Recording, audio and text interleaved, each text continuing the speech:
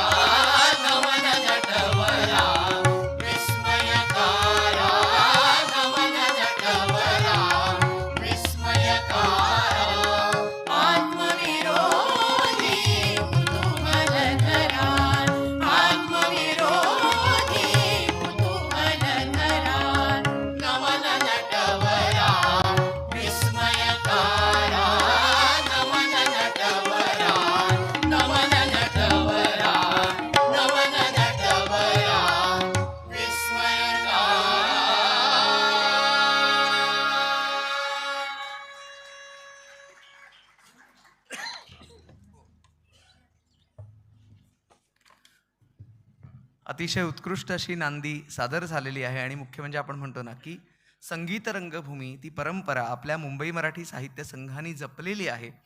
आणि आज भालेराव कुटुंबियांच्या प्रेमाखातर, रंगभूमीच्या प्रेमाखातर हे सगळं प्रेक्षागृह आज हाऊसफुल झालंय हे सांगताना खूप आनंद होतोय. पुन्हा एकदा मी गणेश आचवल सर्वांचं स्वागत करतो आणि मी आता मान्यवरांना विनंती करतो की त्यांनी व्यासपीठावर यावं. खरोखरच अजी सोनियाचा दिनू अमृते पाहिला असं आपण म्हणतो ना, त्याचप्रमाणे आज माझी सुद्धा इथे अवस्था झालेली आहे. कारण अनेक मान्यवर आणि त्यांच्याबरोबर हे व्यासपीठ शेअर करायला मिळतंय. मुख्य म्हणजे डॉक्टर बाळ भालेराव यांच्या अर्धपुतळ्याचं अनावरण करण्याकरता पद्मश्री माननीय मधुमंगेश कर्णिक यांची उपस्थिती आपल्याला लाभलेली आहे. ज्येष्ठ कादंबरीकार विश्वास पाटील, अखिल भारतीय मराठी साहित्य संमेलनाचे अध्यक्ष, ते देखील उपस्थित आहेत. त्यांनी सुद्धा व्यासपीठावर यावं ही नम्र विनंती करतो.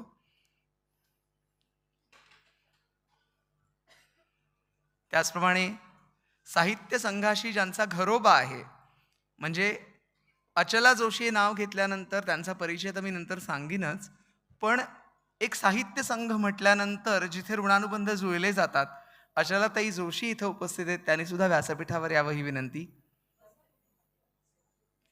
प्रमोद लेले, उषा रहेजा यांनी देखील व्यासपीठावर यावं ही नम्र विनंती.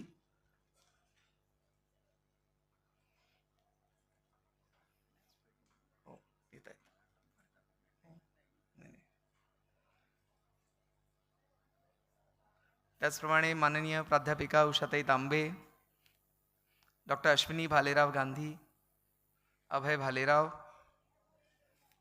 उज्ज्वलाताई महेंदळे,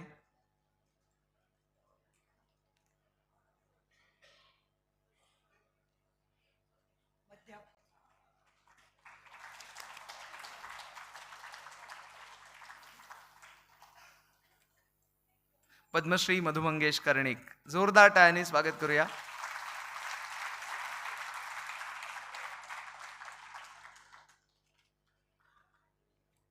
99व्या अखिल भारतीय मराठी साहित्य संमेलनाचे अध्यक्ष ज्येष्ठ कादंबरीकार विश्वास पाटील, त्याचप्रमाणे हिंदुजा हॉस्पिटलच्या विश्वस्त श्रीमती उषा रहेजा, माननीय प्रमोद लेले,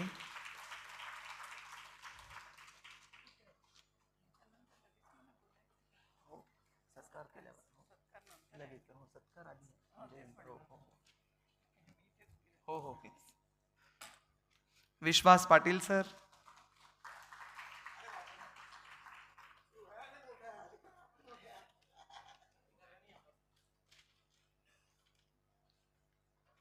अभय भालेराव यांनी देखील व्यासपीठावर यायचंय. अचलाताई जोशी यांनी देखील व्यासपीठावर यायचंय. आणि डॉक्टर अश्विनी भालेराव गांधी,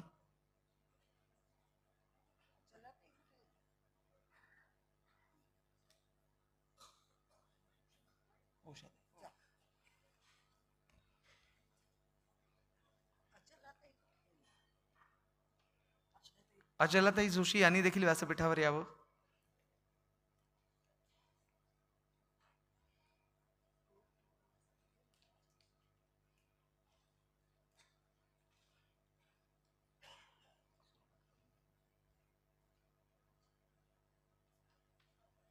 अचलाताई जोशी,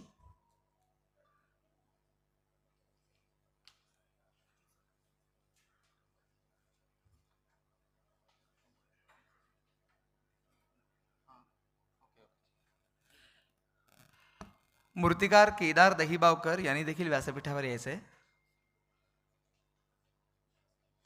मूर्तिकार केदार दहिबावकर, अचलाताई जोशींची वाट बघतोय आपण, येत आहेत त्या.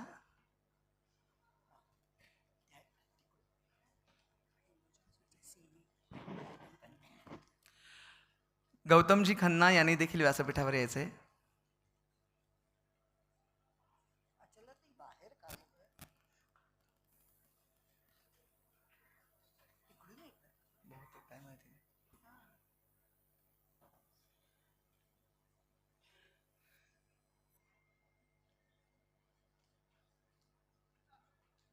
काही क्षणातच अचलाताई येतील व्यासपीठावर.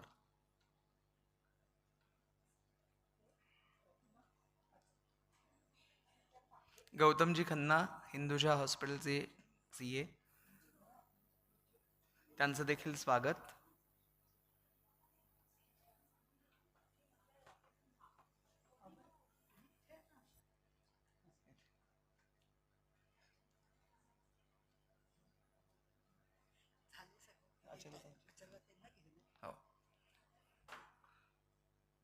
साहित्य संघ म्हटल्यानंतर या वास्तूशी प्रत्येकाचे काहीतरी आठवणी आहेत आणि इथे आल्यानंतर ते आठवत असेल की अरे आम्ही हे नाटक इथे बघितलं होतं. या नाटकाला गायनामध्ये वन्स मोर मिळत होते, कारण रात्री 10 वाजता चालू झालेलं नाटक पहाटे 4 पर्यंत चालायचं. अनेक मान्यवर इथे उपस्थित आहे. सुप्रसिद्ध अभिनेते, निर्माते, दिग्दर्शक माझा मित्र वीरेंद्र प्रधान इथं आहे. मला आठवते वीरेंद्र प्रधानचाही एक सुरुवातीच्या करिअरच्या टप्प्यातला एक प्रयोग इथे बघितलेला होता. घरोघरी नाटक असेल ते सुद्धा आत्ता आठवतंय. त्याचप्रमाणे संगीत रंगभूमीची परंपरा आहे या वास्तूला.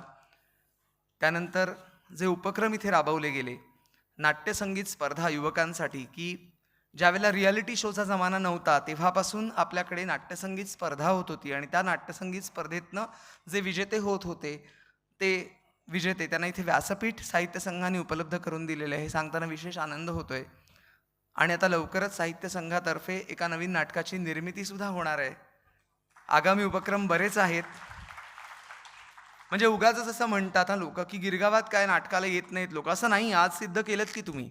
त्याच्यामुळे आत्ताच नुकते 2 चांगल्या नाटकांचे प्रयोग इथं झाले. शिकायला गेलो एक झालं, करुणाष्टके आता आहे. त्यामुळे असं काही नाही आहे. चांगली कलाकृती असेल तर ते बघायला प्रेक्षक सातासमुद्रापलीकडनं सुद्धा येत असतो. हे सांगताना विशेष आनंद होतोय. त्यामुळे असाच प्रतिसाद देत राहा. आणि आता आपण कार्यक्रमाला सुरुवात करूया.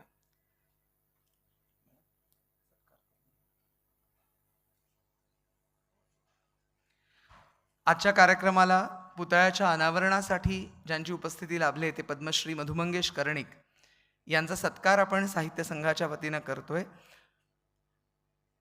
ज्येष्ठ साहित्यिक आणि अर्थातच 99व्या अखिल भारतीय मराठी साहित्य संमेलनाचे अध्यक्ष विश्वास पाटील यांना मी नम्र विनंती करतो की त्यांनी पद्मश्री मधुमंगेश कर्णिक यांचा सत्कार करावा, सन्मान करावा.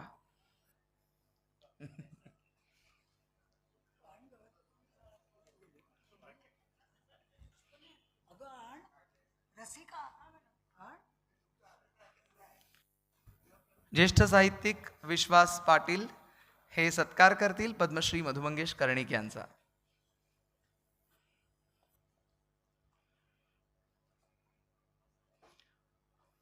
शाल आणि श्रीफळ आणि पुस्तक भेट.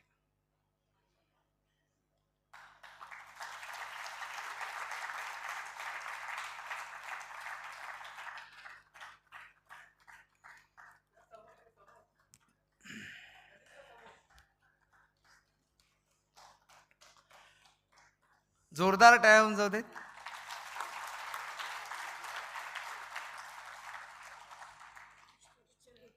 पुष्पगुच्छ सुद्धा देत आहोत आपण.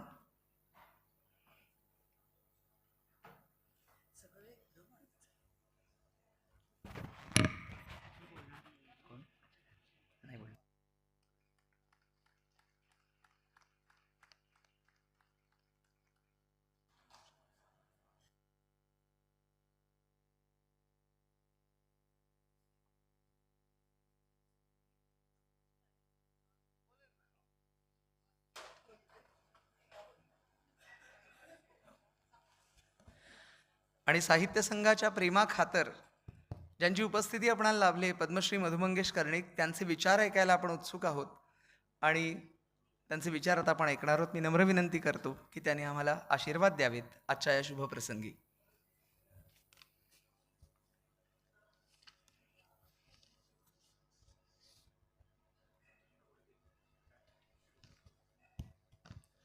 चालू आहे.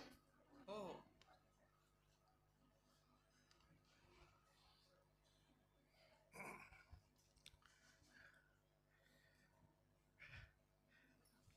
मुंबई मराठी साहित्य संघाच्या अध्यक्षा प्राध्यापिका उषा तांबे, त्यांच्या सर्व सहकारी पदाधिकारी, माझे मित्र कादंबरीकार विश्वास पाटील, व्यासपीठावरील अन्य सर्व मान्यवर आणि साहित्य संघावर आणि बाळ भालेराव यांच्यावर निश्चित प्रेम करणारे आपण सर्व मित्र, आजचा दिवस हा मुंबई मराठी साहित्य संघाच्या इतिहासातला एक महत्त्वाचा दिवस आहे. डॉक्टर बाळ भालेराव यांचा जन्मदिवस म्हणून तर तो महत्त्वाचा आहेच, परंतु 90 वर्षानंतर साहित्य संघाला यावर्षी 90 वर्ष पूर्ण होत आहेत. 10 वर्षांनी आपण त्याचं शताब्दी साजरी करणार आहोत. मी या साहित्य संघाशी अनेक वर्षांपासून संबंधित आहे. या वास्तूचं, या संस्थेचं माझ्यावर मोठं व्यक्तिशः खूप लेखक म्हणून ऋण आहे. 1963 साली ज्यावेळी साहित्य संघ मंदिर बांधलं जात होतं, अर्धवट बांधकाम होतं, थिएटर वगैरे काही नव्हतं, हे उघडा रंगमंच होता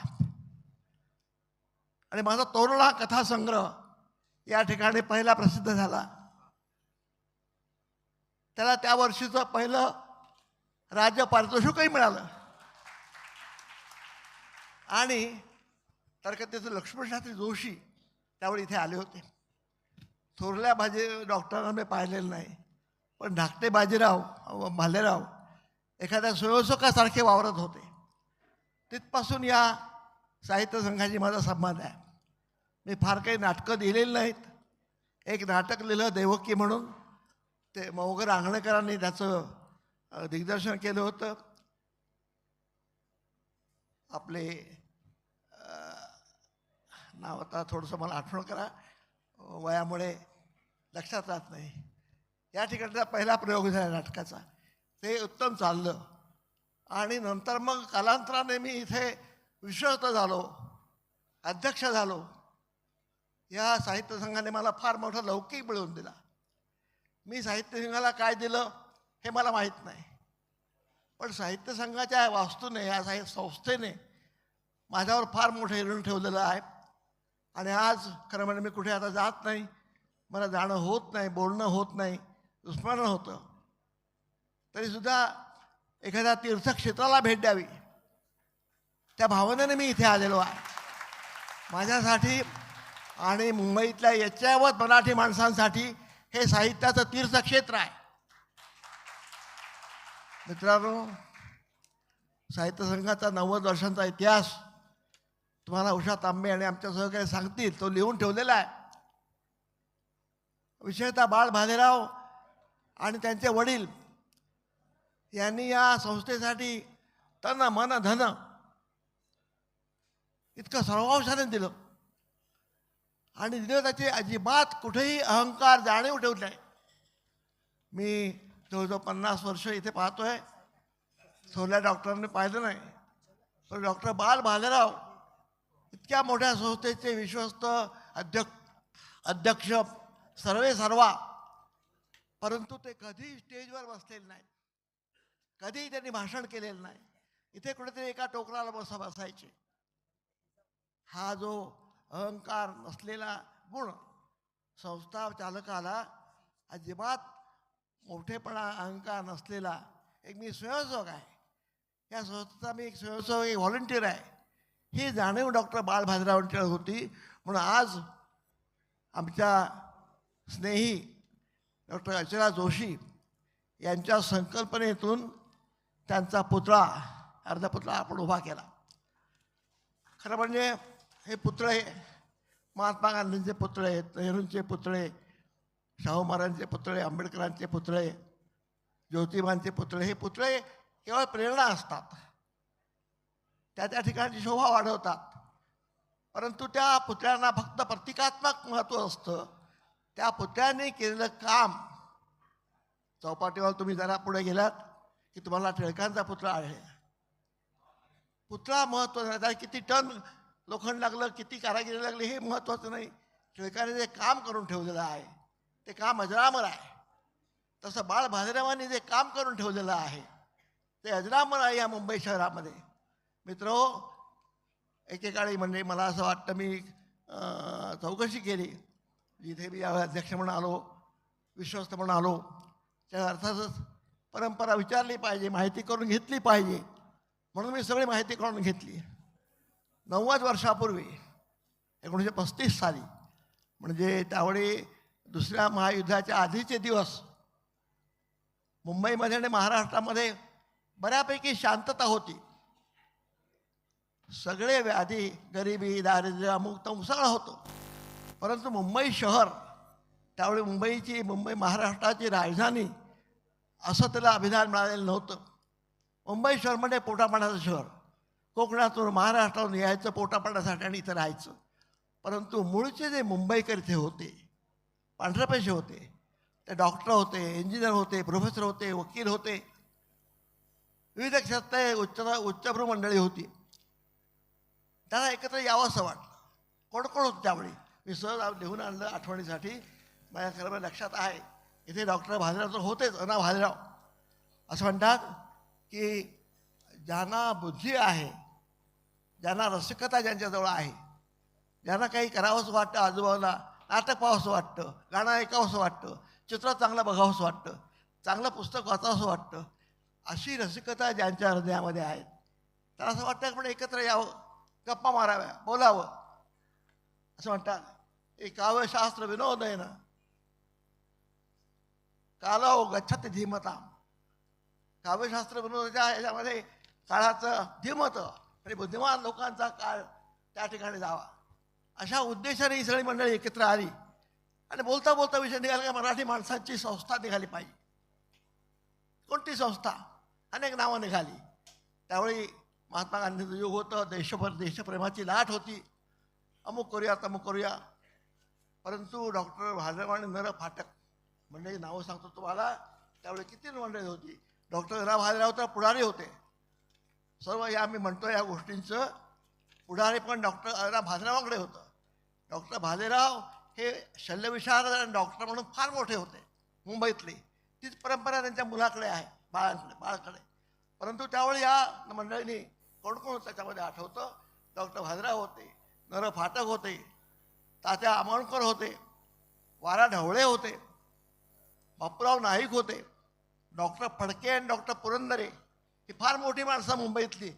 डॉक्टरी पेशामध्ये मोठेच, परंतु सामान्यतः सामाजिक भान असलेली मोठी माणसं होती.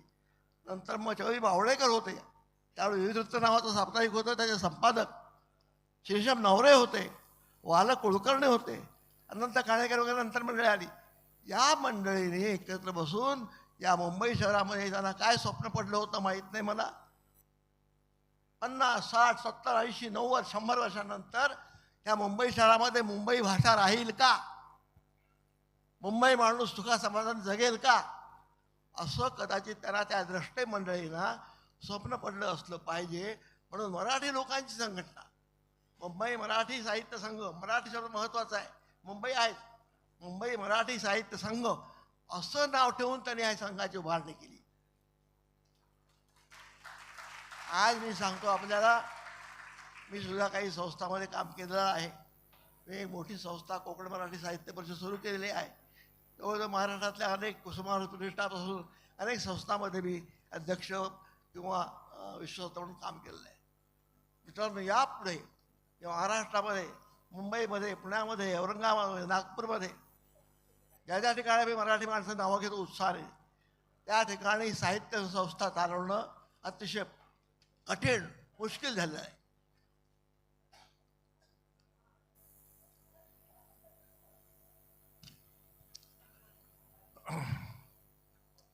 मी जी आता 9 नावं घेतली त्यामध्ये आणखी 50 नावं वाढवता येतील, इतकी मोठी माणसं या साहित्य संघटना घडली. संस्था मोठी झाली तोपर्यंत कोणी तिकडे जात नाही. नाटक झालं तर नाटक बघायला येतील, पण या संस्थेमध्ये काय चाललंय, या संस्थेचे उद्दिष्ट काय, कशासाठी ही संस्था उभी केली, याचं कुणाला सोयर सुद्धा नाही.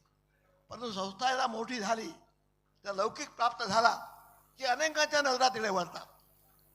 अनेकांना वाटतं की ही संस्था आपल्याकडे असावी, आपण विश्वस्त असावं, आपण अध्यक्ष असावं, आपण कार्याध्यक्ष असावं, आपण पदाधिकारी असावं. विचारतो मित्रांनो, ही आकांक्षा बाळगणं काही चुकीची नाही. प्रत्येकाला महत्वाकांक्षा असावी लागते, ती असतेच. परंतु एखाद्या क्लार्कने एखाद्या बॉसची जागा घेणं हे जेवढं कॉर्पोरेट क्षेत्रामध्ये कठीण होतं, तसं एखाद्या साहित्य संस्थेमध्ये, एखाद्या संगीत संस्थेमध्ये, एखाद्या नाट्य संस्थेमध्ये ती उच्च कळसाला गेल्यानंतर ज्यावेळी लोक डोंगरासारखी त्याला चिकटू पाहतात, ते वाईट वाटतं. कुठेही माणसं, कुठे उत्तुंग माणसं आणि कुठे तुम्ही गळंग. हे इथेच नाही, आत्ता आपण मुंबई मराठी साहित्य संघामध्ये अनुभव घेतला. एशियाटिकमध्ये काय चाललंय बघा. पुण्याची, मुंबईची मातृसंस्था महाराष्ट्र साहित्य परिषद 100 आमच्यापेक्षा मोठी, 100 वर्षाची. तिथं काय चाललंय पहा. विदर्भ साहित्य संघ अनेक वर्षांचा, 90 वर्षांचा. इथं काय चाललंय पहा. हे होता कामा नये. मराठी माणसाने आपसामध्ये भांडता कामा नये. सांस्कृतिक क्षेत्रामध्ये, साहित्यिक क्षेत्रामध्ये कधीही दुजाभाव चालणार नाही. मग डॉक्टर भाजरावांनी, पिता पुत्रांनी आणि आज मी नावं घेतल्या लोकांनी इतिहासासाठी कशासाठी आपलं आयुष्य खर्च केलं. तर एक उद्योग नव्हता. फार मोठे डॉक्टर, लक्षावधी रुपयांची त्यांची प्रॅक्टिस होती. डॉक्टर पुरंदरे, डॉक्टर भडके ही मंडळी या मुंबईमधली नाही, महाराष्ट्रातली मोठी माणसं, देशातली मोठी माणसं. त्याने तनमन धन करून इथे शिजवलं. ते आता तुम्ही मी भांडण्यासाठी, म्हणजे माझ्या पणजोबानी एक माळा माझ्या कोकणाला वाडा छानपैकी बांधून ठेवलाय. सुंदर आहे, वारा हवाशीर आहे, चांगलं सगळं आहे तो. आणि त्या वाड्यासाठी मी त्यांचा नातू पणतू आणखी नको भांडतो. अरे त्याने किती कष्ट केले, किती सुंदर वास्तू बांधले, किती सुंदर कार्यक्रम केले. या 90 वर्षामध्ये या वास्तूमध्ये, या व्यासपीठावर किती कार्यक्रम झाले. साहित्य, संगीत, शास्त्र, विनोद. कोकण मराठी साहित्य परिषदेतर्फे आम्ही इथे कार्यक्रम घेतला होता. पु ल देशपांडे आले होते आणि पुलंनी मला नसलेली माहिती दिली. त्यावेळी अरुण आठे नावाचे आमचे मित्र होते, ते साहित्य संघामध्ये होते सुद्धा आणि आमच्या कोकण मराठी साहित्य परिषद. अरे मधू, तुला माहीत नाही इथे काय काय घडलं ते. त्यांनी नाटकं, त्यांची जी पहिली नाटकं त्यांची सुंदर मी होणार किंवा तुझं आहे तुझं वाशी या रंगमंचावर ती नाटकं फुलवली खुलवली आणि महाराष्ट्राला मुग्ध करून टाकलं. पु ल देशपांडेंनी इथे मला म्हणलं या रंगभूमीचं मी ऋण लागतो. अंमलदार इथे केले त्यांनी. हे पुलंच्या तोंडून ऐकताना मला खूप भरून आलं. मला असं वाटलं की किती मोठा इतिहास या वास्तूचा आणि या संघाचा आहे. आणि इथे मांडलं का इथे कुठल्याही मराठी मग ते नागपूर असो, मुंबई असो, पुणे असो, औरंगाबाद असो किंवा आणखी कुठलं छोटंसं गाव असो, त्या ठिकाणी मराठी माणसांनी सांस्कृतिक विषयावर, मराठी भाषेच्या विषयावर, मराठी साहित्यावर, मराठी नाटकावर, मराठी संगीतावर वादविवाद करणं हे आपलं पाप आहे, हे आपलं दुर्भाग्य आहे असं मला वाटतं. मी 95 वर्षाचं माझं आयुष्य मी सांगितलं का कुणाला खरं वाटत नाही. बघितला इतिहास 75 वर्षांचा मुंबईतला मी इतिहास पाहिलाय. मग काय होतं, आम्ही साहित्यिक मंडळी, चित्रकार मंडळी, कलाकार मंडळी आंदोलन करू शकत नाही. दुर्दैवाने बावटे घेऊन आम्ही जाऊ शकत नाही. आमच्या मागे कुठलीही राजकीय सत्ता नाही, आमच्याकडे पैसा पण नाही. आमच्यापाशी आहे बुद्धिमत्ता आहे, प्रतिभा आहे, लेखणी आहे, चित्रातला अंकुश आहे. तरी सुद्धा आमचा प्रभाव पडतो. मी आपल्याला सांगतो अभिजात भाषा संदर्भामध्ये या साहित्य संघाबरोबर घेऊन मी कोकण मराठी साहित्य परिषदेमध्ये महाराष्ट्रात 30 संस्था एकत्र केल्या मराठीच्या आणि आधार मैदानावर एक दिवस आंदोलन केलं. बघू म्हटलं आंदोलन करून साहित्यिकांना आंदोलन करता येतं का. आणि 30 महाराष्ट्र, सोलापूर, नागपूर, औरंगाबाद सगळीकडून मंडळी आली. 700-800 लोक साहित्यिक जमले आणि आम्हाला मुख्यमंत्र्यांनी बोलवलं. अधिवेशन चालू होतं. आम्ही 2 फक्त मागण्या केल्या कारण अभिजात भाषेचा मुद्दा दिल्लीकडे अडकला होता. मी त्यांना म्हणालो की फडणवीस साहेब 2 गोष्टी करा. हे महाराष्ट्राचं जे मुंबईचं केंद्र म्हणतो राजधानी, त्या ठिकाणी मराठी भाषा भवन, मराठी साहित्य भवन बांधा. ते आता सुरू केलं इथे चंद्रचंद्र. ही मागणी त्यांनी आमची मान्य केली. आणि मी त्याला की 10वी-12वी पर्यंत मराठी अनिवार्य करा. तेही त्यांनी GR लगेच काढला. ह्या 2 गोष्टी साहित्यिक एकत्र झाले की विधायक काम, रचनात्मक काम करू शकतात. आम्ही भांडत राहिलो तर काहीच होणार नाही. म्हणून आम्ही भांडता कामा नये. मोठ्याने वाढवलेल्या संस्थेवर आपण बळकाव करू, आपण आधार घेऊ, आपण त्याचं ताब्यात घेऊ अशी दुष्ट इच्छा सुद्धा आपल्या मनात त्याचा कामा नये. चाललंय चांगलं चाललंय ना, आपण त्याच्यामध्ये सांभाळून मेंबर होऊ, काम करू स्वयंसेवक म्हणून. कालांतराने तुम्हाला योग्य तो उत्तराधिकार पदाधिकार मिळेलच. मी अनुभवाने सांगतो. या मुंबईमध्ये कारकून म्हणून मी क्षुद्र कारकून म्हणून आलो आणि या मुंबईला मला लौकिक दिला. अर्थात मी लिहिलं, काम केलं, हे ठीक आहे. ही मुंबई तुम्हाला कुणाला निराश करत नाही, रिकामा ठेवत नाही. तुमच्याकडे गुणवत्ता असेल त्याचा इथे उत्तम तऱ्हेचा लौकिक प्राप्त होतो. परंतु त्या संस्था या मंडळीने काढल्या, या संस्था विशेषतः मराठी मंडळीने काढल्या, मुंबईमध्ये ठसठशीतपणे अधोरेखित झाल्या पाहिजेत. किती आहेत मुंबईमध्ये संस्था मराठी? हा तर मुकुटमणी आहे. मराठी साहित्य संघ हा आमच्या संस्थांना मुकुटमणी म्हणतो मी. परंतु विलेपार्ल्याला, दादरला मुंबई मराठी ग्रंथसंग्रहालय आहे, विलेपार्ल्याला आहेत, गोरेगावला आहेत, बोरिवलीला आहेत, दादरला आहेत, अनेक ठिकाणी छोट्या संस्था आहेत. मला असं वाटतं की या साहित्य संमेलन वगैरे ठीक आहेत. विश्वासराव अध्यक्ष होते, मी अध्यक्ष होतो साहित्य संमेलनाचा. 1 वर्षाचा सण असतो.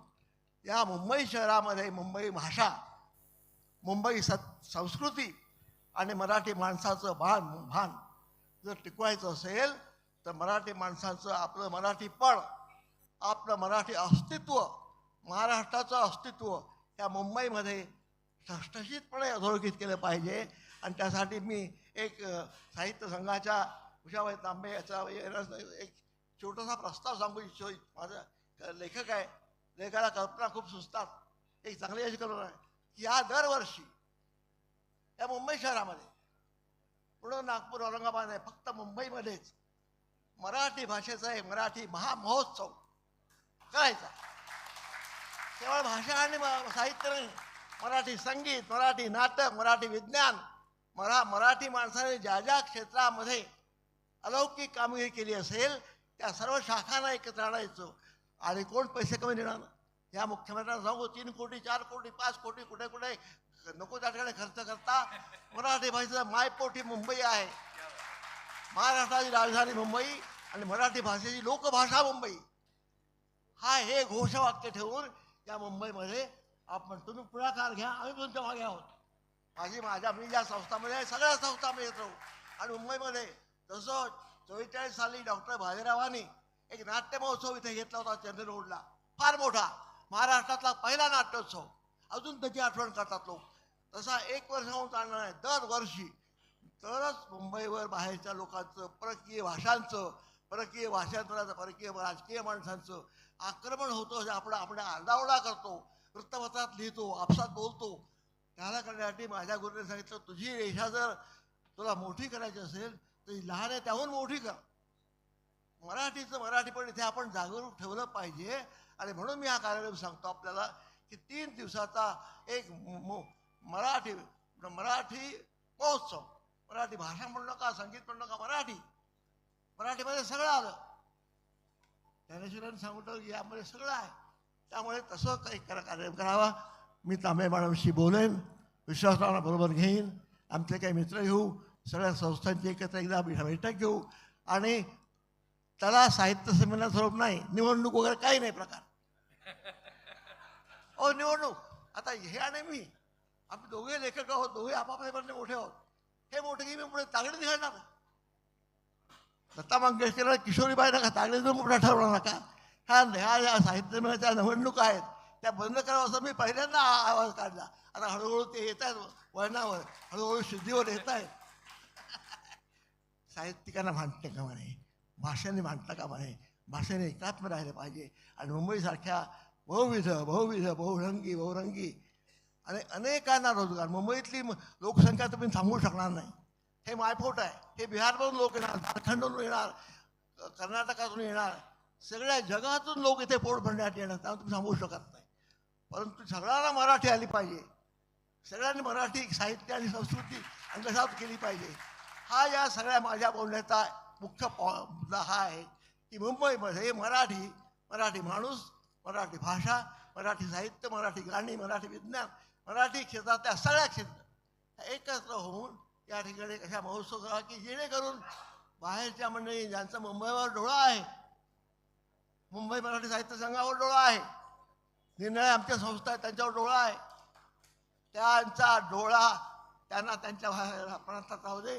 आमचा उग्र, आमच्या श्रीरामबाईंनी नरभट्टांचा चंद्र रुद्रावतार मराठी भाषेचा त्या ठिकाणी भरत होऊ दे. कोणी येऊ शकणार नाही तुमच्या वाटेला.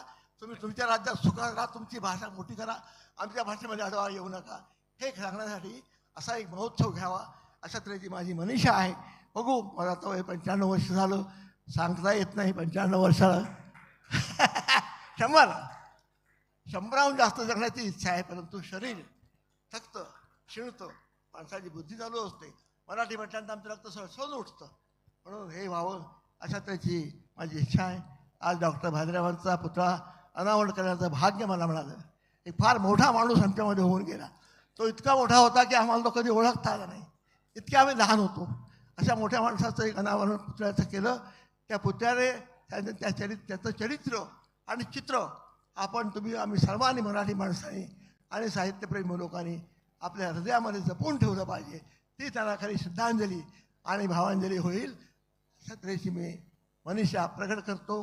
भालेरावांचं पुन्हा एकदा अत्यंत श्रद्धापूर्वक आणि स्नेहपूर्वक स्मरण करतो.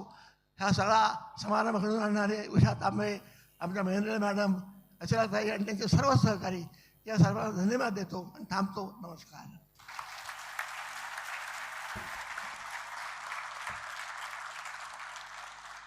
खरोखरच अतिशय महत्त्वाचे मुद्दे पद्मश्री मधु मंगेश कर्णिक यांनी आता इथे मांडलेले आहेत. एकमेकांमध्ये भांडू नये हा जो मुद्दा आहे ना, तो खूप महत्त्वाचा वाटला. आणि मराठी भाषा महोत्सव त्यांनी आमच्या संपूर्ण मुंबई मराठी साहित्य संघ कार्यकारिणी पुढे हा जो प्रस्ताव ठेवलाय, उषाताई आम्हाला मार्गदर्शन करतीलच. पण एक छान वाटतं की साहित्य संघाशी आपण एक टीममेट म्हणून जोडले जात असतो आणि त्यातनं असे उपक्रम नक्कीच आपण राबवूया.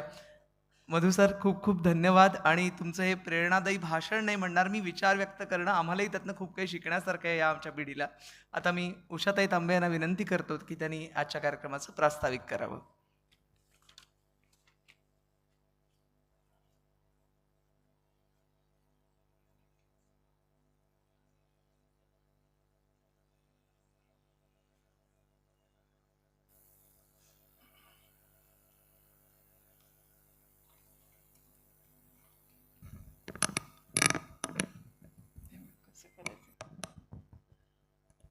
नमस्कार. मी प्रास्ताविक करण्यापूर्वी मधुबाईंच्या 2 गोष्टींबद्दल थोडंसं बोलावंसं वाटतंय. एक म्हणजे ते म्हणालेत की माझं वय 95 आहे आणि दुसरं म्हणजे ते म्हणालेत की मला विस्मरण होतं. दोन्ही खोट्या गोष्टी आहेत.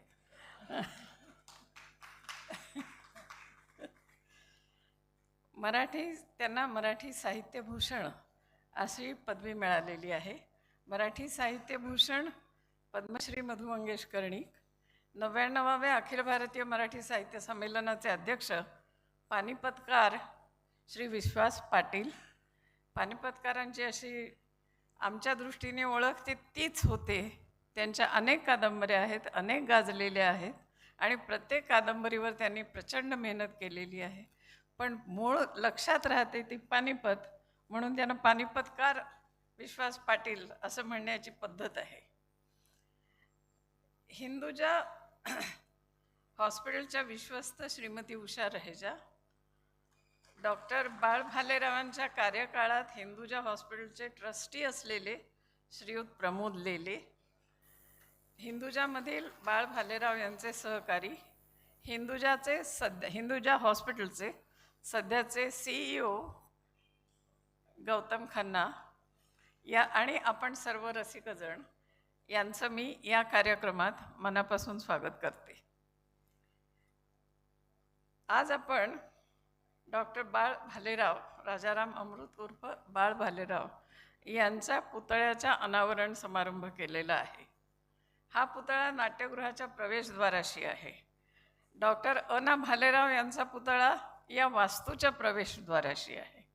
त्यामुळे इथे आल्यावर दोन्ही पितापुत्रांची आठवण आपल्या मनात जागती राहील ह्या आशेने हे पुतळे इथे आपण ठेवलेले आहेत. डॉक्टर भालेराव एडिनबरो इंग्लंड येथून FRCSची पदवी घेऊन आले. त्यांना एकदा विचारलं होतं की तुम्हाला FRCS झाल्यावर लंडनमध्ये राहावंसं नाही वाटलं का? तर ते म्हणाले वाटलं, पण मला इथे ओढून आणणारे 2 पाश होते. एक माझं कुटुंब आणि दुसरं मुंबई मराठी साहित्य संघ.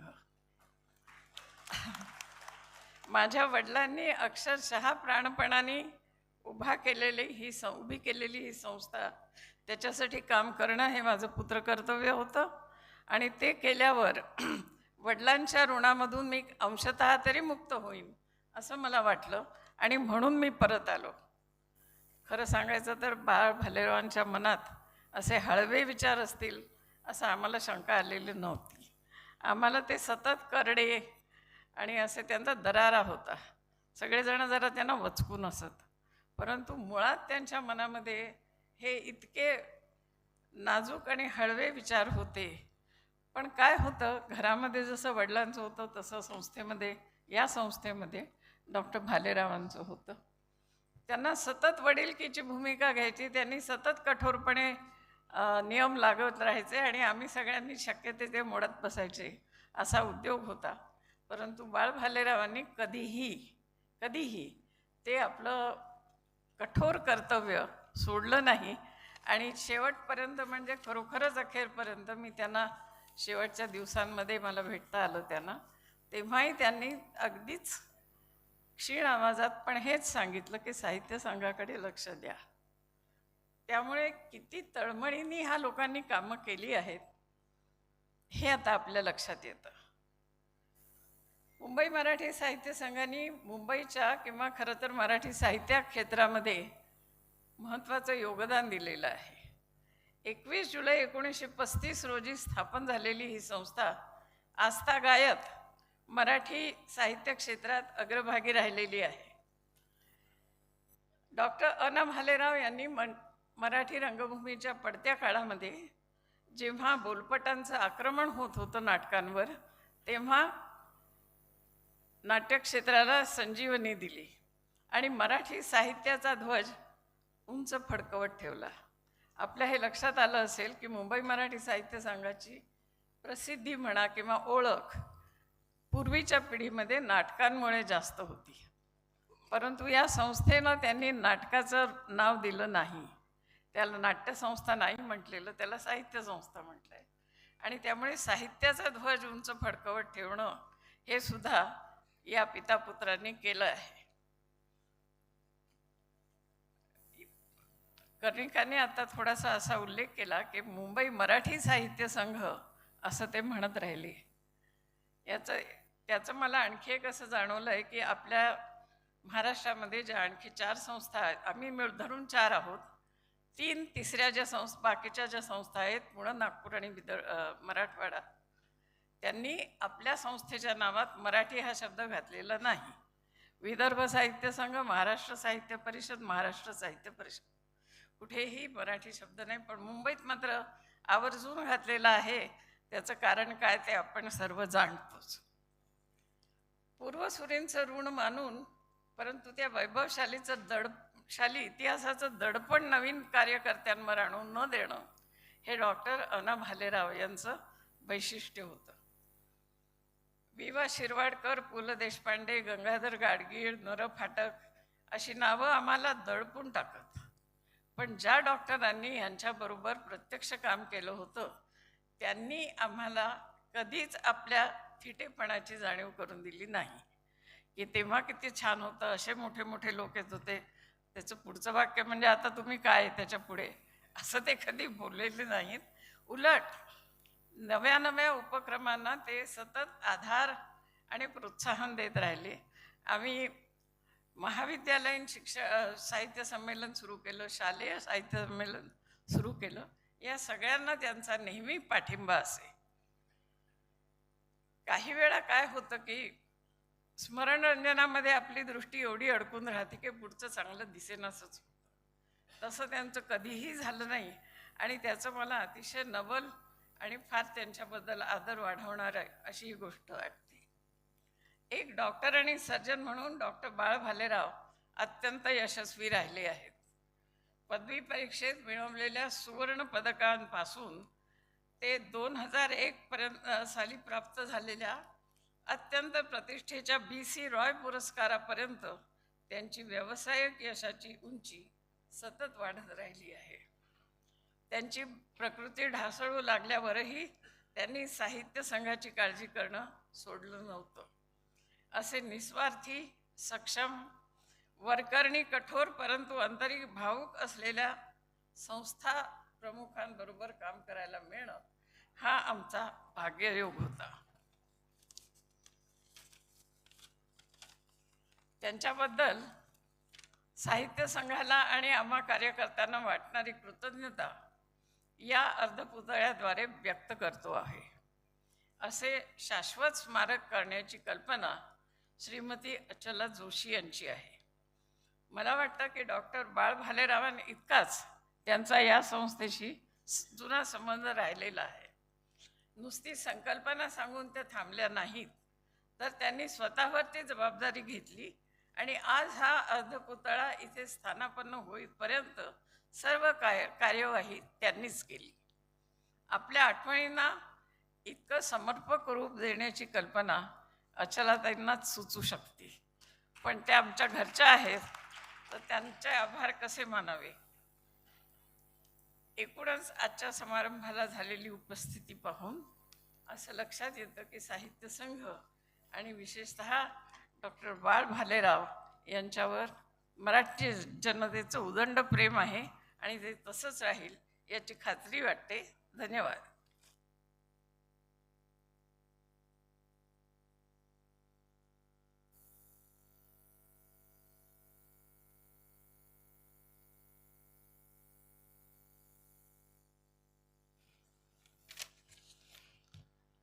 आजच्या कार्यक्रमाला अनेक मान्यवर उपस्थित आहेत आणि मुख्य म्हणजे प्रमोद लेले सुद्धा उपस्थित आहेत. ते चार्टर्ड अकाउंटंट आहेत, कॉस्ट अकाउंटंट आहेत, हे आपण जाणतोच. पण मुख्य म्हणजे 2003 ते 2014 या कालावधीमध्ये हिंदुजा हॉस्पिटलचे ते CEO होते. तसंच 2013 त्यांनी टिटवाळ येथे श्री महागणपती रुग्णालय सुरू केलं. अनेक मान्यवर संस्था, मग PTVA असोसिएशन असो किंवा आणखीन कोणत्या संस्था असो, त्या संस्थांचे ते मेंटॉर म्हणून कार्यरत आहेत. त्यांचा सत्कार आपल्या साहित्य संघाच्या वतीनं अभय भालेराव यांनी करावा अशी विनंती करतो. प्रमोद लेले यांचा सत्कार आता अभय भालेराव करतील.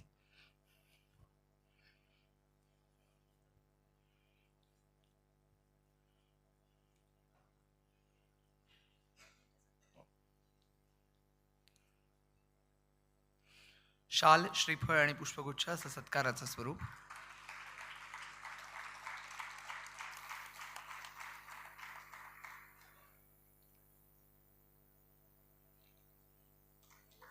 आणि पुस्तक भेट देखील आहे.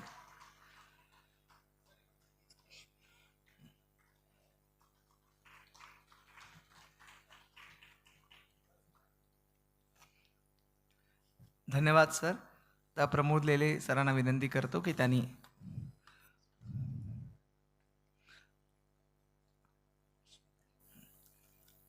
यांना विनंती करतो की त्यांनी आपल्याला मार्गदर्शन करावं.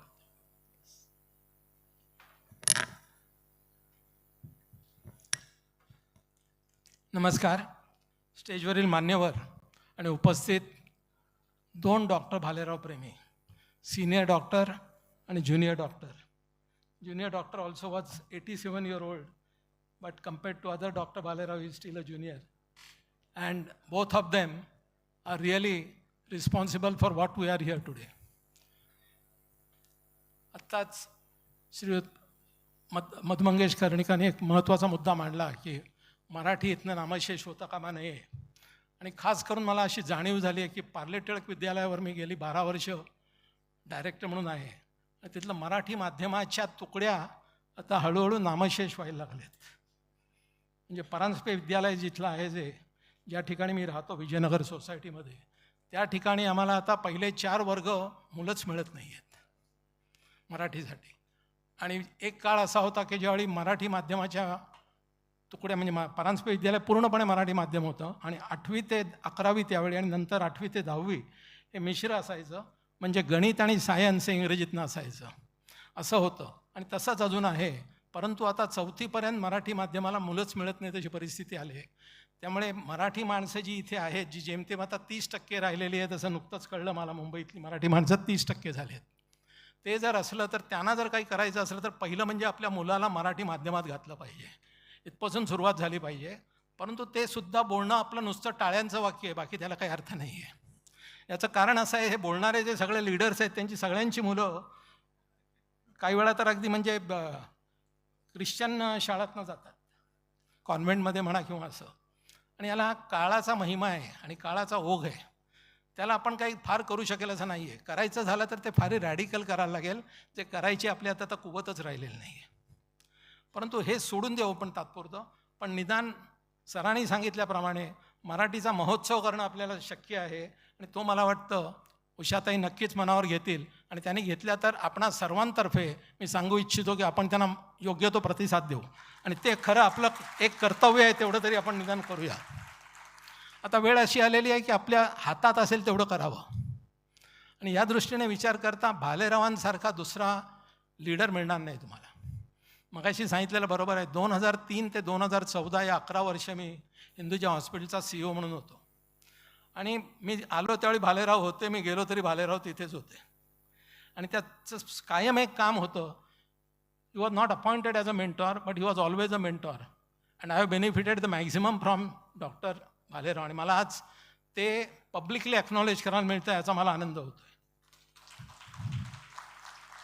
त्यांचं एक वाक्य मला कोरलं गेलं आहे, कारण आपल्याला मी पण अब्दुल कलामांचा, आपण आपल्यापैकी बरेच जण असेल की आपण बरेच जण त्यांना फॉलोअर्स आहोत. ते जसं म्हणायचं you must dream big. Bhalerao म्हणायचे नेहमी you must dream big but dream with open eyes. आणि ते एवढं महत्त्वाचं होतं. म्हणजे मग आत्ता जसं म्हणतोय तसं मराठीला असं करू तसं करू अशी आपण ड्रीम बघणार नाही. त्यातले जे शक्य आहे ते आपण घेतलं पाहिजे आणि तेवढंच केलं पाहिजे, ते फोकस ठेवून केलं पाहिजे. आणि जर त्याच्या पॅशननी केलं तर मी नेहमी एक म्हणत आलेलो आहे, wherever you work, whatever work you do, you must work only if you are enjoying that work. And if you are not enjoying that work, you can have courage of conviction to say otherwise it is not worth working.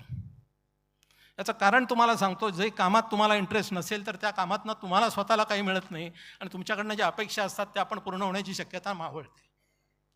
आणि हे आम्हाला भालेरावांच्या शिकवणीतनं न कळत होतं. भालेरावांनी कधीच आमचे वर्ग घेतले नाहीत, परंतु क्लास म्हणतात तो घ्यायचे. आम्ही काही चुकलं की लगेच क्लास व्हायचा आमचा. मी खरं सांगत म्हणजे भालेरावांचा एक भक्त आहे मी, ते त्यांच्यावर भरपूर वेळ बोलू शकतो. परंतु मला 2-3च गोष्टी त्यांनी केलेल्या माझ्या जे मनात रुजलेत आणि त्याच्यामधनं स्वतः मला फायदा झाला त्या सांगणार आहे तुम्हाला. एक म्हणजे आत्ता इथे त्याचा हे झालं. गणेश अस्वलनी माझी ओळख करून देताना सांगितलं की खरं आहे, आम्ही एक टिटवाळ्याला हॉस्पिटल चालू केलं. 2012 साली ते चालू केलं आम्ही. त्यावेळी 2012 साली टिटवाळ्यासारख्या ठिकाणी जिथे महागणपतीची जागृत देवस्थान आहे तिथे एकही MBBS डॉक्टर कामाला नव्हता 2012 साली. आणि आज तिथे 50 बेडेड हॉस्पिटल आम्ही उभं केलं आहे. ते गेले आता जवळजवळ 14 वर्ष व्यवस्थित चालू आहे. आणि त्याच्यामध्ये डॉक्टर भालेराव आणि डॉक्टर दावर म्हणून मेडिकल डायरेक्टर होते त्यावेळी, त्यांचा प्रचंड सहभाग होता. आम्ही तिघंजणं तिकडे गेलो, तिथे सभा घेतली. आणि सभेला कोण होते? पहिली सभा घेतली त्यावेळी अशी कट्ट्यावर सभा घेतात तशी घेतली होती तिथे. कारण अजूनसुद्धा आज जरा तरी टिटवाळ्याला प्रगती झाली आहे. त्यावेळी टिटवाळा हे खेडेगावच होतं. अजूनसुद्धा त्याचे पॉप्युलेशन 1 लाख आहे फक्त, परंतु आजूबाजूला असलेली 68 खेडी 2,35,000 पॉप्युलेशन आहे. आणि त्या सगळ्यांना MBBS डॉक्टर नव्हते तिथे. आणि आज तिथे हिंदुजा हॉस्पिटल आपल्या श्री महागणपती हॉस्पिटलचं नावाने जे हॉस्पिटल आम्ही चालू केलं आहे त्या ठिकाणी आज जवळजवळ 4 राऊंड द क्लॉक काम करणारे कॅज्युअल्टीचे डॉक्टरसुद्धा MBBS आहेत. आणि त्या सगळ्यांना टिकवण्यासाठी आम्ही त्यांना मुंबईचे सॅलरी देतो आणि त्यावेळी ते टिकतात. पण हे सांगायचं कारण असं की ज्यावेळी हेल्थकेअर करता त्यावेळी ती क्वालिटी हेल्थकेअर असली पाहिजे. आणि तुम्हाला पैसे मिळत नाहीत म्हणून त्यांना पैसे कमी द्यायचे हे चालत नाही, कारण त्यामुळे फायदा होत नाही आणि त्यातनं क्वालिटी सुधारत नाही. हे सगळं लक्षात घेऊन गेलं. ह्याचं कारण भालेरावांसारखा समर्थ माणूस आमच्या पुढे उभा होता. आणि आणखीन कौतुक केलं पाहिजे म्हणजे हिंदुजा हॉस्पिटलच्या ट्रस्टी आज इथे आहेत, उषाजी रहेजा. हिंदूच्या हॉस्पिटलने कळत नकळत आम्हाला भरपूर मदत केली. हे करायला परवानगी दिली. परवानगी म्हणजे आम्ही आमच्याच इतर करत असतानाच तिकडे हॉस्पिटल चालू केलं. आणि 2008 साली चालू केलं, त्यावेळी 2010 साली ते उभं राहिलं. परंतु ह्यामध्ये सुद्धा भालेराव आणि स्वतः डॉक्टर दावर आणि मी, आणि त्यातला मी म्हणजे लुटूपुटूचा, खरे हे दोघे डॉक्टर. आणि ते डॉक्टर असायचे, ते सगळ्या तिथल्या आम्ही ग्रामस्थांच्या सभा घेतल्या आणि त्यांना समजावून सांगितल्या. आणि तुम्ही कल्पना करा, BC रॉय अवॉर्ड विनर टिटवाळ्यासारख्या ठिकाणी जाऊन सभा घेतो आणि त्यांना सांगतोय केवढं टिटवाळ्याचं महत्भाग्य. आणि त्याचा सहवास आम्हाला 11 वर्ष मिळाला माझ्या पर्टिक्युलर स्वतःला. त्याचा मला ह्याच्याहून आणखीन भाग्याचा दुसरा क्षण नाही आहे. दुसरी गोष्ट मला एक कायम भालेरावांकडनं कायम अशा सांगण्यात यायचं, काही कराल ते कष्ट तर घ्यायलाच पाहिजेत, परंतु सर्वात महत्त्वाचं म्हणजे क्वालिटी पाहिजे त्याच्यात. आणि हेल्थकेअरमध्ये 6 सिग्मा तुमचं डिलिव्हरी असली पाहिजे. म्हणजे 1 in million मिस्टेक म्हणतात त्याला, 10⁶. अशा तऱ्हेची मिस्टेक तीसुद्धा अलाउड नसते, परंतु काही वेळा ती होते, ते आपल्या हातात नसतं. किंवा we try but he cures, हे जे वाक्य आहे डॉक्टरांचं ते त्यामुळे आहे. आणि असं सांगणारे आम्हाला मिळाले. आणि असे सांगणारे मला दरवेळी जाणवतं की 3 संस्थांबद्दल डॉक्टर भालेरावांना अतिशय प्रेम होतं. त्यातली एक म्हणजे अर्थातच जिथे आज आपण उभे होतो आणि हा कार्यक्रम होतो आहे. दुसरी म्हणजे KEM हॉस्पिटल. त्यांना KEM विषयी एवढं प्रेम होतं, मला माझ्या मते, me if I am not wrong, 1965 ते 1985 ते KEMमध्ये होते. आणि 1985 नंतर ते हिंदूच्या हॉस्पिटलमध्ये होते. ते जाईपर्यंत त्यांनी हिंदूच्या हॉस्पिटलचं काम केलं आणि त्याचा ध्यास घेऊन काम केलं. असा माणूस होणे नाही, आणि असे आम्हाला मिळाले, आमचं महत्भाग्य. धन्यवाद.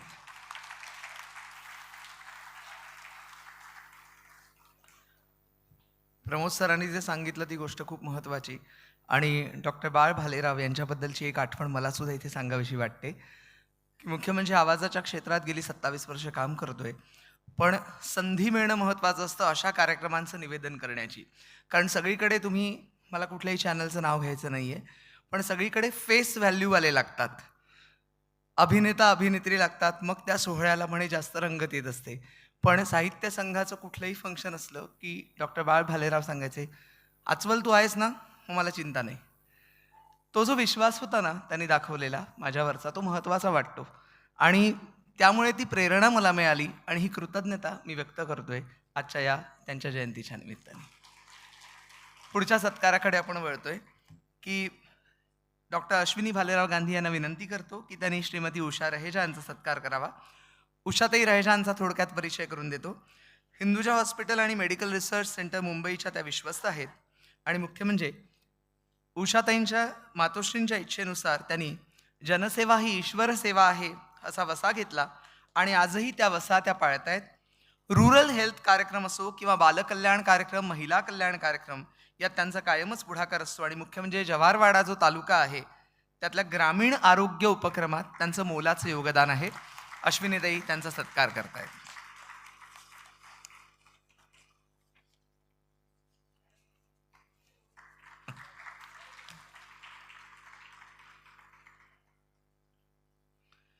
उषाताईंना नम्र विनंती करतो की त्यांनी आपलं मनोगत व्यक्त करावं.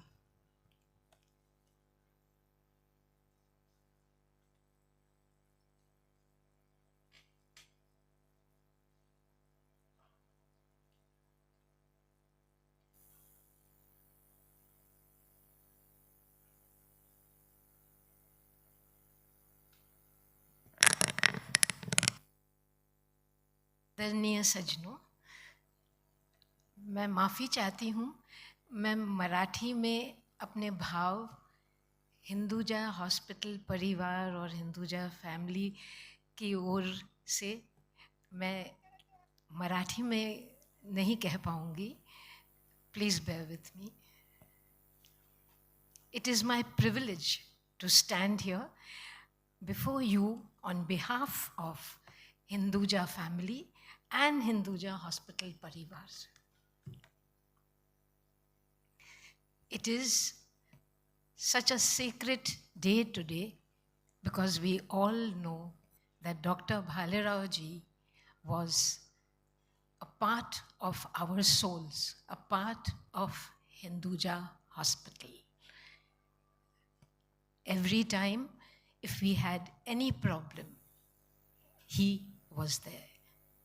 And on behalf of the trustees, Lalita Ma, my godfathers, SPG, GPG, PPG, and our chairman, APG, I stand here to say a big thank you to him. And I strongly believe that these souls are always present, always there. They work in unison where there is pure intention to manifest the dreams which are going to help humanity. And Dr. Bhalerao ji, he was a friend, advisor, guide, father figure to all of us. Veenu ji and myself, he was always there to guide us. And I would here like to mention that he had also helped us with the rural program. And that brings to our minds Dr. Mrs. Bhalerao ji. He enlightened us about all the good work she did. And that was such an inspiration. Today, Dr. Gandhi ji, who's a integral part of our institution, is doing the same. Thank you so much.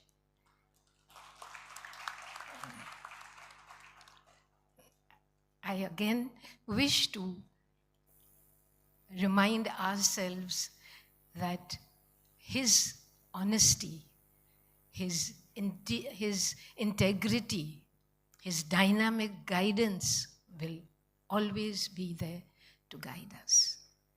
And thank you so much for giving us this, should I say, thank you so much for allowing us to be a part of this beautiful program.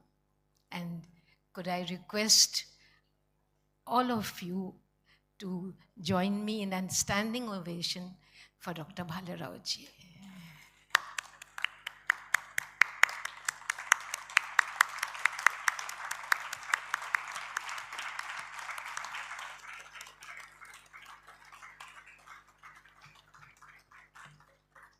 Thank you.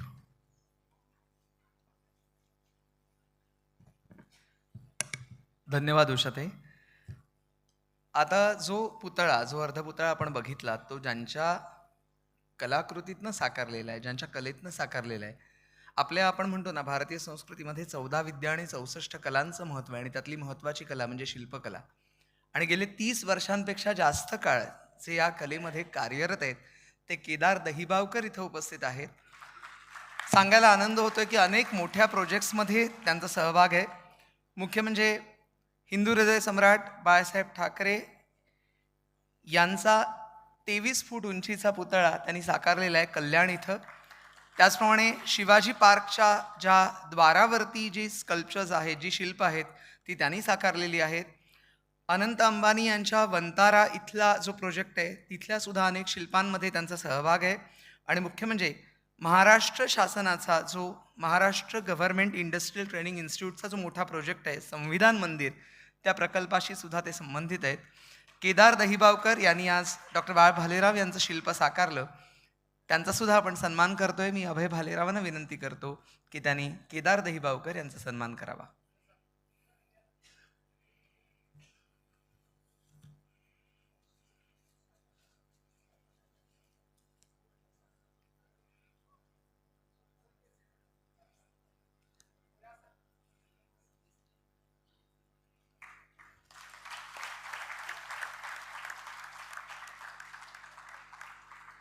आणि जसं आत्ता मधु मंगेश कर्णिक सरांनी सांगितलं की पुतळे हे नेहमी प्रेरणादायी असतात. जेव्हा जेव्हा साहित्य संघातल्या कार्यक्रमांसाठी प्रेक्षक येतील, त्या पुतळ्याचं दर्शन घेतील, ती प्रेरणा आणि भालेरावांचं कार्य आपल्यापर्यंत पोचेल.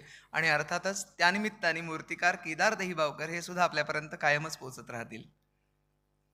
धन्यवाद. आणि आता एक अतिशय महत्त्वाचा सत्कार, ज्या क्षणाची आपण वाट बघतोय, साहित्य क्षेत्रातला झंझावात म्हणायचा का काय म्हणायचं, लहान तोंडी मोठा घास नाही घेते मी. कारण ज्यांच्या कलाकृती, साहित्यकृती वाचत आलोय, माध्यमांतरातनं चंद्रमुखीसारखा प्रोजेक्ट जो बघून झालेला आहे, पत्रकारितेच्या माध्यमात काम करताना ज्यांच्याशी संवाद साधण्याचा यापूर्वी योग आला होता, आणि मुख्य म्हणजे सांगायला आनंद होतोय की आपल्या साहित्य संघातर्फे, साहित्य शाखेतर्फे जे त्रैमासिक निघतं साहित्य नावाचं, ते जानेवारी, फेब्रुवारी, मार्च 2026 साहित्य शाखेची संपूर्ण टीम यांचं त्यात योगदान महत्त्वाचं असतं. आणि त्यामुळे कोणा एकाचं नाव घेत नाही आहे, कारण अनेकांचा सहभाग, अनेकांचा खारीचा वाटा त्यात आहे. इथे तुम्ही हे छायाचित्र बघत असाल तर 99व्या अखिल भारतीय मराठी साहित्य संमेलनाचे अध्यक्ष, ज्येष्ठ कादंबरीकार विश्वास पाटील यांचं छायाचित्र आहे. आणि त्यांच्या साहित्याचा, त्यांच्याबद्दलची मतं सगळं त्यात व्यक्त केलेलं आहे. आणि अशी मान्यवर व्यक्ती, असे पाहुणे आज आम्हाला लाभलेले आहेत. त्यामुळे त्यांचा आपण सत्कार करतोय, कृतज्ञता व्यक्त करतोय. मी विनंती करतो प्राध्यापिका उषा तांबे यांना की त्यांनी ज्येष्ठ साहित्यिक कादंबरीकार विश्वास पाटील यांचा सन्मान करावा.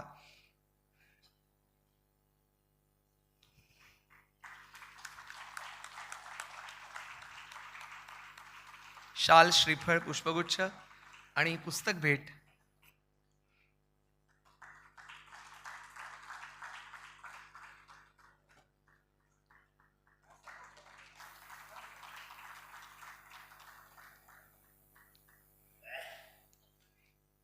आणि अर्थातच आपण उत्सुक आहोत ज्येष्ठ साहित्यिक विश्वास पाटील यांचं मनोगत ऐकायला. मी नम्र विनंती करतो विश्वास पाटील सरांना की त्यांनी आम्हाला आशीर्वाद द्यावेत, आपलं मनोगत व्यक्त करावं.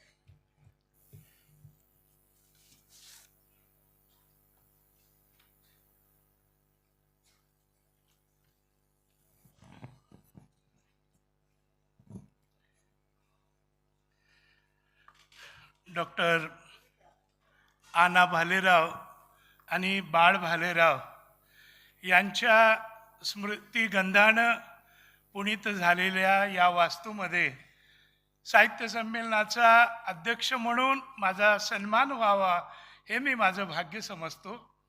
आज या सोहळ्यासाठी पद्मश्री मधु मंगेश कर्णिक, उषाताई तांबे आणि सर्व श्रेष्ठ व्यक्ती ज्या मंचावर आहेत त्यांना मी कृतज्ञतापूर्वक वंदन करतो. आणि मला खूप आनंद वाटतो की हे साहित्य संघ मंदिर आणि याची ही टिकलेली आतापर्यंत आणि अनेकांचा डोळा लागून सुद्धा डोळ्यात भरावी अशा पद्धतीनं टिकून राहिलेली ही इमारत, हे थिएटर बघितल्यावर तुम्ही लंडनमध्ये गेलात तर आज सुद्धा ग्लोब आणि इतर जी थिएटर आहेत ती सुद्धा अशीच आहेत, नाट्यगृह. अशाच तोडीचं हे नाट्यगृह. आणि या ठिकाणी साहित्य संमेलनाचा अध्यक्ष म्हणून माझा सन्मान होतोय, हे मला खूप भाग्याचा क्षण वाटतो. आता लेले साहेबांनी दुःख व्यक्त केलं की मराठी माध्यमाच्या शाळा या बंद पडत चाललेल्या आहेत. कोणीही तिकडे जायला तयार नाही किंवा आपली मुलं टाकायला तयार नाही वगैरे वगैरे. आमच्या अण्णाभाऊ साठ्यांनी वर्णन केलेलं होतं मुंबईचं. मुंबईत उंचावरी मलबार हिर इंद्रपुरी, कुबेराची वस्ती तिथं राज्य करती. परळात राहणार रात्रवे दिन राबणार, टांग्याची घोडी मेली रस्त्यावरती. आता टांगे पण नाहीत आणि घोडी पण नाहीत. नातवंड परतुंड विचारतात की व्हॉट मीन बाय हॉर्स, आम्हाला दाखवा घोडा कुठे आणि कसा मिळतो किंवा काय. पण एक लक्षात ठेवा, मुंबई ही चतुर आहे. मुंबईचं पहिल्यांदा गिरगाववर घाला आला, गिरगाव संपलं, पुन्हा गिरणगाव संपलं, आता धारावी शेवटचा श्वास टाकते आहे. उपनगराने टाचा आधीच घासलेले आहेत. पण मतलबी मलबार इंद्रपुरी, त्या इंद्रपुरीच्या एकाही पाषाणाला धक्का लावायची कुणाची ताकद नाही. उद्या मुंबई टिको न टिको, मलबार हिल इंद्रपुरी टिकणार आहे. हा सगळा त्या प्लॅनिंगचा वगैरे भाग असतो. हे त्यांनी मांडलं ते मला खूप महत्त्वाचं वाटतं. ते यासाठी की याच आपल्या सभागृहामध्ये येताना मला कितीतरी जुन्या सगळ्या आठवणी येतात. या नाट्यगृहामध्ये मी 10वी येत असताना आलेलो होतो आणि इथे मी विच्छा माझी पुरी करा हा दादा कोंडके यांचा सुंदर खेळ पाहिलेला होता. आणि वसंत सबनीस यांची बतावणी. आणि ज्या वेळेला ती मैनावती विचारते की दादांना की का रे बाबा वर काय दिसतोय, तर चांद दिसतोय. त्यावेळेला ती म्हणते काय रे सख्या, या चंद्रावर माणसं राहत असतील का. तर तो म्हणतो नाही आई शपथ मी तुला सांगतो, आई शपथ सांगतो, ते चांदावर मनुष्य राहत नाही. म्हणे कशावरून. अरे तिथं जर मनुष्य राहत असता तर हिंदुस्थाननं तिथलं कर्ज काढलं नसतं का. हे सुंदर असे नाट्यप्रयोग या ठिकाणी मी पाहिले. 25 वर्षापूर्वी पानिपतचं रणांगण हा आमच्या नाटकाचा या ठिकाणी प्रयोग झाले होते काही. आणि त्यावेळेला सुद्धा गिरगावात खूप मराठी माणसं होती आणि काही बंगाली समीक्षक आले होते.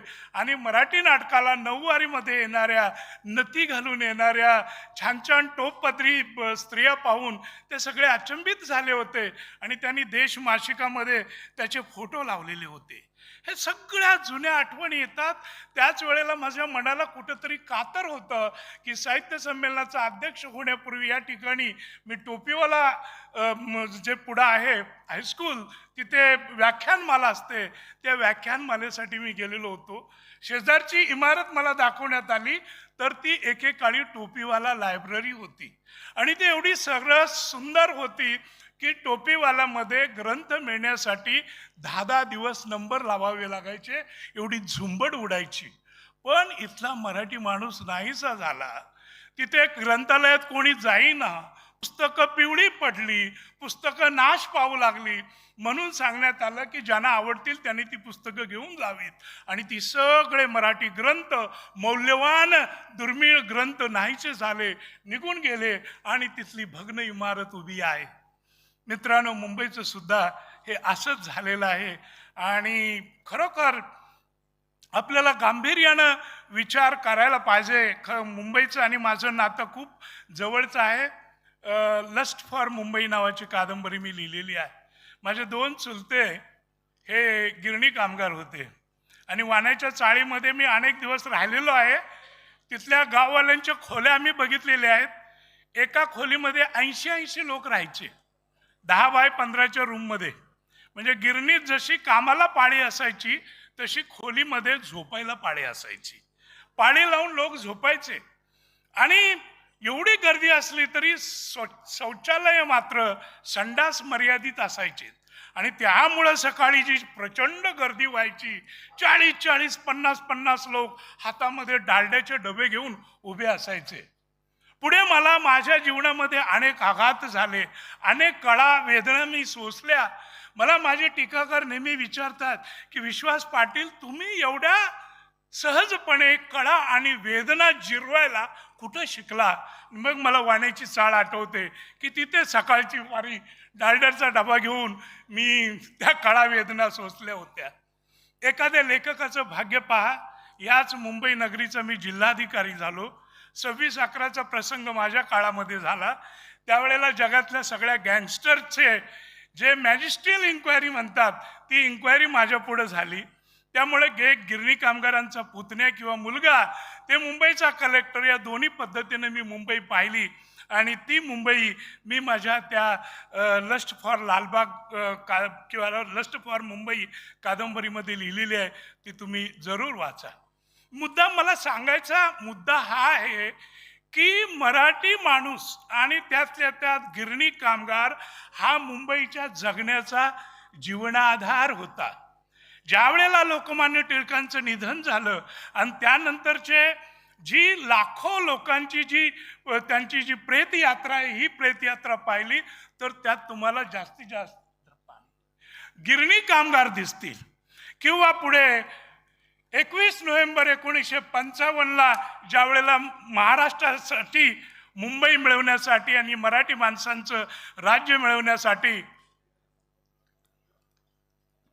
सेनापती बापट यांच्या नेतृत्वाखाली मोठा मोर्चा निघालेला होता.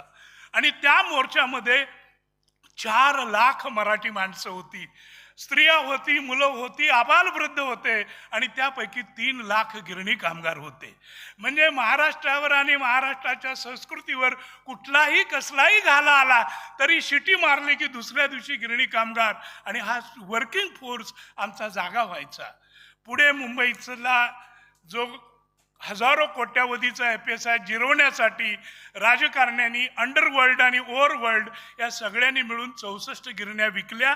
आणि अवघ्या 7-8 वर्षामध्ये जसं आपलं घरातलं खुराडं असतं त्यातल्या कोंबड्या सहज विकाव्यात तशा 8-10 वर्षामध्ये सगळ्या मुंबईतल्या गिरण्या विकून टाकल्या. आणि आज मुंबईमध्ये मराठी माणूस राहिलेला नाही. हे दुर्दैव आहे आणि याच्यासाठी नक्कीच काहीतरी केलं पाहिजे. विजय साळसकर 26/11ला जे हुतात्मा झाले ते माझे मित्र होते आणि त्यांनी अंडरवर्ल्डमधल्या सगळ्या त्या गोष्टी मला सांगितलेल्या होत्या, त्या मी त्यामध्ये लिहिलेल्या आहेत. आणि ती कादंबरी तुम्ही जरूर वाचा. पण मुंबई हा एक चिंतनाचा भाग आहे हे मी मुद्दाम तुम्हाला यासाठी सांगतो. आणि मराठी भाषेच्या दृष्टिकोनातून गेल्या वर्षी केंद्र सरकारनं मला जर्मनीला पाठवलं आणि जर्मनीला फ्रँकफर्टला जो दुनियेचा बाजार भरतो किंवा ग्रंथ जत्रा भरते त्या ग्रंथ जत्रेला मी गेलो होतो. आणि तिथे न थांबता मी तिथल्या 2-4 शहरामध्ये तिथल्या प्राथमिक शाळेमध्ये गेलो, माध्यमिक शाळेमध्ये गेलो. जर्मनीमध्ये अजिबात इंग्रजी शिकवलं जात नाही. कुठल्याही शाळेत कुठलीही इंग्रजीची तुकडी नाही. जर्मनीत जन्माला यायचं असेल आणि वाढायचं असेल तर जर्मनीत शिकावी लागते. तेच 2013मध्ये मी चीनला गेलो होतो. केंद्र सरकारनं पाठवलं होतं. सुनील कुमार गंगोपाध्याय यांच्या नेतृत्वाखाली भारतातल्या 7 लेखकांना. सुदैवानं माझा समावेश होता. तिथेही मी शाळा कॉलेजात बघितलं तर चीनी शिवाय दुसरी कुठलीही भाषा शिकवली जात नाही. म्हणजे एक प्रकारे का कुणास ठाऊक आमच्या डोक्यावर इंग्रजांची गुलामगिरी का आहे. पण गेला बाजार इंग्रजीही शिका आणि मराठीही शिका असं म्हणायची आता वेळ आलेली आहे. साहित्य संमेलनाचा अध्यक्ष असताना मी सांगितलं होतं की बाबा बाकी काही करू नका, पण मराठी शाळा बंद पडणार असेल तर कोणत्याही परिस्थितीत बंद पडलेल्या त्या शाळेची इमारत, तिचं आवार अन्य कुठल्याही कामासाठी पुढे 50 वर्ष देण्यात येऊ नये असा ठराव प्रत्येक महापालिकेने करावा. बघा शाळांची गळती आपोआप बंद होईल, इमारती आपोआप राहतील. हे कुठंतरी मला खूप मनापासून वाटतं की जगातली जी शहरं आहेत मोठी, शांघायसारखं शहर, तिथली संस्कृती गाडली गेली. मोठे जागतिक दलाल आले. शांघाय सुद्धा पूर्वी मुंबईसारखंच एक मिल टाउन होतं, मिल डिस्ट्रिक्ट होतं. तिथे 75 मिल्स होत्या. पण आज शांघायमध्ये गेलं तर एकही मिल तुम्हाला बघायला मिळत नाही. तर जी 110 मजली इमारत जी मोठी आहे त्याच्या तळघरामध्ये कुठंतरी एक प्रदर्शन त्याचं ठेवण्यात आलेलं आहे. एवढंच. तर ही कुठंतरी आपली संस्कृती संपते, साहित्य संपतंय, इथल्या ग्रंथालय संपतायत. याचा गांभीर्यानं विचार करावा असं मला वाटतं. हा सगळा पुण्यवंतांचा भाग आहे. हा गिरणगाव आणि हा गिरगावात तुम्ही एवढ्या मोठ्या संख्येनं उपस्थित राहिला. आम्ही पद्मश्रीजी आणि आम्हाला मान्य आहे की तुम्हाला जे संगीताचं वेड आहे किंवा मराठी नाट्य संगीताचं जे पुण्य आहे त्या पुण्यानं तुम्हाला इथं खेचून आणलेलं आहे. अन्यथा एवढी मराठी माणसं इथं जमा होऊ शकत नाहीत. ही वस्तुस्थिती आहे आणि ही आपल्याला मान्य करायला पाहिजे. आणि त्यासाठीच माय मराठीचा गांभीर्यानं विचार करायला पाहिजे. हे तीर्थक्षेत्र होतं गिरणगाव आणि गिरगावमध्ये इथं मोगर रांगणेकर वाढले, मामा वरेरकर वाढले, राजेश खन्ना छोटा होता, जितेंद्र छोटा होता तेव्हा इथे होते. हिंदीमधले सगळे मोठे संगीतकार मोठे होते. मला आठवतं की आमचे प्रभाकर पंशीकर नेहमी सांगायचे की म्हणे मी आचार्य यात्रेंच्या बरोबर गिरगावला गेलो की त्या एका शाळेत जायचो आणि आत्रे बाहेर यायचे आणि नाकाला काहीतरी वास लागल्यासारखं करायचे आणि सगळ्यांना विचारायचे काय रे तुम्हाला वास येतो का इथं? सगळे म्हणायचे नाही आम्हाला काही वास येत नाही. कसं काय येत नाही? म्हणे हेच ते ठिकाण आहे. या शाळेच्या एका खोलीमध्ये बसून मामा वरेरकरांनी ती घाणेरडी नाटकं लिहिलेली आहेत आणि त्याचा या ठिकाणी वास येतो आहे. हा विनोदाचा भाग सोडला तरी मामा वरेरकरांनी एकट्याने जे 100-150 ग्रंथांचा प्रपंच मांडला त्याला तोड नाही. जयश्री गडकर पासून सगळे अभिनेते अभिनेत्री ही सगळी देण ह्या आपल्या गिरगावची आहे. हे एकेकाळी लाकडी बंदर होतं पलीकडच्या बाजूला, ते नाहीस झालं आणि पुन्हा गिरगाव झालं. पुढे इथे महालक्ष्मीपर्यंत समुद्र होता. महालक्ष्मीच्या ट्रेनमध्ये बसल्यावर उशीर झाला की ट्रेनमधनं लोक खाली उतरायची, समुद्रात पाय धुवून पुन्हा रेल्वे स्टेशनवर येऊन बसायचे. ते श्रीमंतांच्या घोड्यासाठी तिथं रेचं मैदान निर्माण झालं. पण इथला माणूस संपला गेला. हे खूप मोठं दुःख आहे आणि हे दुःख साहित्यातून कवितेतून मांडलं गेलं पाहिजे असं मला वाटतं. आज आपल्याकडं नक्की माहिती आहे आपल्याला की ईस्ट इंडिया कंपनी होती त्यावेळेला सुरतेहून महाराष्ट्रामध्ये किंवा मुंबईमध्ये आलेला पहिला व्यापारी गुजराती, त्याचं नाव नाना भांजी असं होतं. आता काही वर्षांनी 4-5 दशकं झाली की मुंबईतून बाहेर गेलेला शेवटचा मराठी माणूस कोण याची सुद्धा इतिहासात नोंद करावी लागेल. एवढी भयानक परिस्थिती आहे. कारण नवसाचे देव सुद्धा आता आपले राहिले नाहीत, संस्था आपल्या राहिल्या नाहीत, शिक्षण संस्था आपल्या राहिल्या नाहीत. आणि आम्हाला सांगण्याचं म्हणजे आम्ही कुपमंडूक वृत्तीचे आहोत किंवा आम्ही संकुचित वृत्तीचे आहोत असं नाही आहे. आमच्या भाषेबरोबर आमची संस्कृती आहे आणि ती संस्कृती टिकायला पाहिजे. या दृष्टिकोनातून प्रयत्न करा. आणि निदान इंग्रजी शाळेत मुलं गेली तरी त्यांना मराठी वाङ्मयाचाही कुठंतरी थोडी गोडी लावा. त्या दृष्टिकोनातून प्रयत्न करा. अन्यथा माय मराठीचे दिवस फारसे बरे नाहीत असं मला वाटतं. डॉक्टर आना भालेराव किंवा बाळ भालेराव आणि असेच अनेक जे शेकडो कार्यकर्ते या महाराष्ट्राच्या गावागावामध्ये निर्माण झाले. इथलं संगीत टिकावं, इथलं साहित्य टिकावं, इथली संस्कृती टिकावी याच तमन्नेनं, याच ईर्षेनं, याच जिद्दीनं त्यांनी काम केलेलं होतं. ते काम पुढं चालणं महत्त्वाचं आहे. आणि म्हणून मी नेहमी सांगतो तसं शेवटी एवढंच सांगेन की तुम्ही कोणत्याही राजकीय पक्षाच्या सुद्धा असा, तुमच्या खांद्यावर कोणाचीही पालखी असू दे, तिचा गोंडा मराठी पाहिजे. तुमच्या खांद्यावर कुणाचाही झेंडा असू द्या, त्याचा दांडा मराठी पाहिजे. या दृष्टिकोनातून आपण प्रयत्न करूया. आणि या पुढच्या काळामध्ये आमची उरली सुरली साहित्य, संस्कृती, नाट्य याच्यावर डोळा ठेवणारी माणसं जरी आली तरी आपले चक्षु आपण उघडे ठेवून काम करूया अशी अपेक्षा मी व्यक्त करतो. आणि या ठिकाणी हे सुंदर शिल्प उभारल्याबद्दल शिल्पकारांचं मी खूप आभार मानतो. अन्यथा शिल्पकाराला सांगावं लागतं पुस्तकं लिहून की हा पुतळा बघा त्यासारखाच कसा दिसतो. तर तसं न करता बाळ भालेराव यांचा अंतरस्वर त्यांनी आपल्या छिन्नीतून टिपलेला आहे आणि आपल्या हृदयाच्या तारेपर्यंत पोहोचवला आहे. त्याबद्दल त्यांचंही अभिनंदन करतो आणि आपली रजा घेतो. जय हिंद, जय महाराज.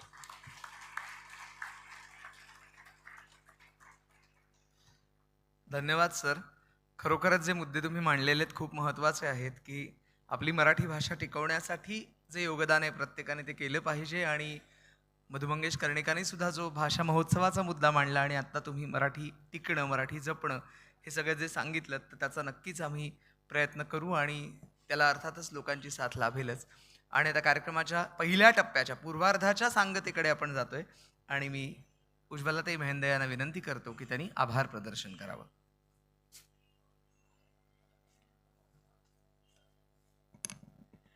नमस्कार. डॉक्टर भालेराव, डॉक्टर बाळ भालेराव यांच्याबद्दल लोकांना किती प्रेम वाटतं अजूनही, याचं समोर मला दृश्य दिसत आहे. सगळे केवळ डॉक्टरांच्या प्रेमाखातर इथे आलेले आहेत. मी स्वतः 90 सालापासून साहित्य संघात येते आहे. अर्थात मी डॉक्टरांमुळे नाही आले, मी दाजी भाटवडेकरांमुळे आले. त्यामुळे डॉक्टर भालेराव कोण हे मला आधी माहितीच नव्हतं. एकदा ऑफिसमध्ये काहीतरी करत असताना मला मोठा आवाज आला. कोणाला तरी रागवताना, कोणाला तरी काहीतरी सूचना देताना मला इतकी भीती वाटली. आणि डॉक्टर असेच सगळ्यांना रागवतात की काय असं वाटलं. पहिल्यांदा खरं जरा बिचकायलाच झालं, पण नंतर कळलं की डॉक्टर जसे रागवतात तितक्याच आपुलकीने ते समजावूनही सांगतात. डॉक्टरांबद्दलचा आदर खरं तर तेव्हापासूनच माझा खूप वाढला. एखाद्या धाकट्या बहिणीला किंवा अगदी मुलीला सुद्धा म्हणायला हरकत नाही, कारण बरीच लहान होते मी. अगदी हक्काने विचारायचे, जमेल ना, करशील ना, का पुन्हा काहीतरी कारणं सांगायची आहेत. एकदा अमेरिकेहून मला वेळेचा अंदाजच आला नाही. मी रात्री 2 वाजता डॉक्टरांना फोन केला की एक पेशंट आहे आणि त्यांना काही झालं तरी इंडियातच यायचं आहे, हिंदुजाला. मला हे लक्षात आलं नाही की आपण भलत्या वेळेला डॉक्टरांना उठवतोय, पण नाही. डॉक्टर उठले, मला म्हणले, ये तू घेऊन हिंदुजाला ये, आपण बघूया, सगळं काही करूया. डॉक्टरांबद्दलचा विश्वास मला खूप तिथनंच खरं म्हणजे आला आणि या संस्थेबद्दल अत्यंतिक प्रेम वाटायला लागलं. ते निव्वळ डॉक्टर भालेरावांमुळे. डॉक्टर गेले ही कल्पनाच खरं म्हणजे मनाला पटेच ना. साहित्य संघाचं काय हा विचार पहिल्यांदा मनात आला, पण नाही. डॉक्टरांचे चिरंजीव आणि डॉक्टरांची कन्या अश्विनीताई भालेराव आणि अभय भालेराव यांनी स्वतःच्या हातात हे सगळं घेतलं आणि हा भगीरथाचा रथ पुढे न्यायचं त्यांनी ठरवलं. खरं तर पुष्कळ पुढे गोष्टी होत्या. आत्ता अनेक चर्चा झाल्या, मराठी संपत चालली आहे, गिरगावातले मराठी लोक कमी होत चालले आहेत. सगळ्या गोष्टीवर मात करत करत साहित्य संघ पुढे न्यायचं त्यांनी ठरवलं आणि त्यामुळे आम्हालाही सगळ्यांना साहित्य संघात यायची खूप इच्छा वाटायला लागली. आज डॉक्टरांचा जन्मदिवस. त्यांच्या आठवणी जर काढल्या ना तर वेळ कसा संपेल हे सांगताच येणार नाही. कितीतरी वेळ आपण त्यांच्याबद्दल बोलू शकतो. बारीक बारीक गोष्टीत डॉक्टर आम्हाला सूचना द्यायचे, उज्ज्वला हे कर, उज्ज्वला अमक्या गोष्टीकडे लक्ष दे. आणि मी नेहमी डॉक्टरांना सांगायची, तुम्ही इथे येऊन स्टेजवर बसा. नाहीच ऐकायचे. त्यांची ठरलेली खुर्ची 6व्या लाईनीतली शेवटची खुर्ची. मला म्हणायचे तिथूनच छान दिसतं, मी तिथेच बसणार आहे. आज पण या जन्मदिनाच्या निमित्ताने डॉक्टरांचा अर्धपुतळा इथे बसवायचं ठरवलं. अचलाताईंनी तो निर्णय घेतला. अचलाताईंचे आभार मानावेत तेवढे थोडे आहेत. सगळ्यांच्या स्मृतीला उजळा देण्याचं काम त्यांनी केलं. ह्या पुतळ्याचं अनावरण करायला पद्मश्री मधु मंगेश कर्णिकांशिवाय दुसरी कोणतीही व्यक्ती योग्य नाही हे आम्हाला मनातून सारखंच वाटत होतं. पण काळजी वाटत होती की बोलावावं का त्यांना, येऊ शकतील का एवढे. आणि आश्चर्य म्हणजे त्यांनी ताबडतोब होकार दिला. कर्णिक सरांना मी मनापासून अभिवादन करते. ते इथे अध्यक्ष होते तेव्हाही मी साहित्य संघात येत होते. अनेक वेळा त्यांनी आम्हाला मार्गदर्शन केलेलं आहे, काय करायला पाहिजे, कसं करायला पाहिजे, प्रत्येक गोष्ट ते सांगत असत. महामंडळाच्या बाबतीत सुद्धा साहित्य संस्कृती मंडळातून त्यांनी अनेक वेळा साहित्य संघ आणि सगळ्या महामंडळातल्या संस्थांना खूप मदत केलेली आहे. तेव्हा त्यांचे मी आभार मानण्याने खरं तर त्यांच्या ऋणातच राहायला मला अधिक आवडेल. आजचे आणखीन एक सन्माननीय पाहुणे म्हणजे माननीय विश्वास पाटील. लेखक म्हणून आपल्याला सगळ्यांनाच ते परिचित आहेत. त्यांच्या बऱ्याचशा कादंबऱ्या आपण सगळ्यांनी वाचल्या असतील. खरं तर त्यांचा सत्कार करायला आम्हाला थोडा उशीरच झाला. एक तर त्यांचं कार्यबाहुल्य आणि साहित्य संघाचे काही निवडणुका वगैरे चालू होतं, त्यामुळे जरा उशीर झाला. पण त्यांना अखिल भारतीय साहित्य महामंडळाकडून आम्ही सगळ्यांनीच त्यांचं नाव सुचवलं आणि अगदी एकमताने ते अध्यक्ष म्हणून निवडून आले. आज त्यांनी आपले विचारही इथे मांडले. मी मनापासून त्यांना धन्यवाद देते, कारण ते खरं सांगायचं तर खूप व्यस्त असतात कामात. त्यांचं स्वतःचं लेखन आहे, पुष्कळ गोष्टी ते सतत करत असतात आणि तरी त्यांनी होकार दिला, संपूर्ण वेळ थांबले. मी मनापासून त्यांना धन्यवाद देते, त्यांचे आभार मानते. हिंदुजा हे डॉक्टर भालेरावांचं खरं म्हणजे दुसरं घरच. एक साहित्य संघ आणि दुसरं हिंदुजा. त्यामुळे हिंदुजा हॉस्पिटल आणि त्यांना वेगळं करताच येणार नाही. हिंदुजा हॉस्पिटलचे सगळे मान्यवर इथे आले. त्यांनी आपलं मत डॉक्टरांविषयी व्यक्त केलं, मनोगत व्यक्त केलं. मी मनापासून व्यासपीठावरच्या सर्व मान्यवरांचे हिंदुजा हॉस्पिटलच्या मी आभार मानते. साहित्य संघ हा कार्य करणाऱ्या लोकांशिवाय पुराच होऊ शकत नाही. कुठलंही काम करायचं झालं तर त्याच्यासाठी अनेक हात मदतीला लागतात. एक तर पहिली गोष्ट, मूर्ती बनवायची ठरवल्यानंतर इतकी सुंदर मूर्ती इतक्या विख्यात माणसांनी बनवावी हेच खरंच अतिशय महत्त्वाचं वाटलं. आणि म्हणून हे जे मूर्तिकार आहेत आजचे, त्यांना माझा सलाम. अतिशय सुंदर अशी मूर्ती बसवली आहे. त्याला अभय भालेरावांनी आणि त्यांच्या सहकाऱ्यांनी इतकी छान जागा शोधली आहे की इथे नाट्यगृहात यायचं झालं की डॉक्टर भालेरावांना बघितल्याशिवाय आत येताच येणार नाही. जे पूर्वी आमचं व्हायचं की डॉक्टर दिसले की आम्हाला पुढचे सगळे कार्यक्रम करायला उत्साह यायचा, तसं आता इथे वाटेल. त्यामुळे हा अर्धपुतळा बनवणारे जे शिल्पकार आहेत त्यांना मी मनापासून धन्यवाद देते, त्यांचे आभार मानते. साहित्य संघाचे आत्ता प्रभारी म्हणून काम करणारे श्री चंद्रशेखर गोखले आणि त्यांचे सहकारी यांनी यासाठी खूप काम केलं. गेले 15-20 दिवस ते यासाठी ह्याला भेट त्याला भेट, त्याच्याकडून हे करून घे, कुठल्या गोष्टी करायच्या सगळ्यांना विचारून. तेव्हा त्यांचे आणि त्यांच्या सगळ्या सहकाऱ्यांचे आणि साहित्य संघाच्या सगळ्या काम करणाऱ्या लोकांचे मी सगळ्यात आधी आभार मानते. या सगळ्यामध्ये हे समोरचे श्रोते विसरून चालणारच नाही, कारण समोर इतकी छान गर्दी दिसली ना की व्याख्यान देणाऱ्याला सुद्धा अगदी मनापासून काहीतरी बोलावंसं, आपले विचार मांडावेत असं वाटतं. आणि तसंच झालं आहे. साहित्य संघ भरला आणि तो हल्लीच्या काळामध्ये नाटकात सुद्धा भरायला लागलेला आहे. हे बघून खूप बरं वाटतं. करोनापासून साहित्य संघाला जी वाईट अवस्था यायला लागली होती, लोक बाहेरच फार पडत नव्हती, करोनात तर कोणीही फिरकत नव्हतं. नंतर सुद्धा हळूहळू कमी झालं आणि सगळीकडे नाट्यगृह उघडली.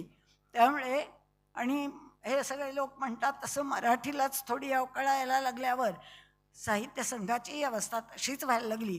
पण आता नाही होणार.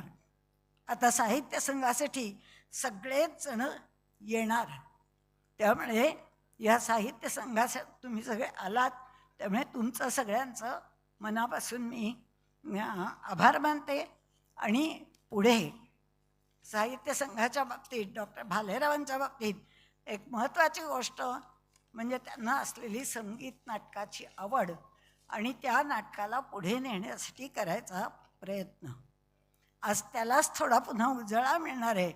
नंतर नाट्यगीतांचा कार्यक्रम होणार आहे आणि साहित्य संघाच्या नाट्यशाखेचे प्रभारी कार्यवाह प्राध्यापक डॉक्टर मिलिंद जोग आणि दुसरे म्हणजे ज्ञानेश पेंढारकर, की ज्यांच्या वडिलांनी इथे अनेक नाटकं गाजवलेली आहेत आणि तेही स्वतः ज्ञानेश पेंढारकर साहित्य संघाशी खूप जवळून संबंधित आहेत. ते तर सांगतात मी लहानपणापासूनच इथे येत होतो.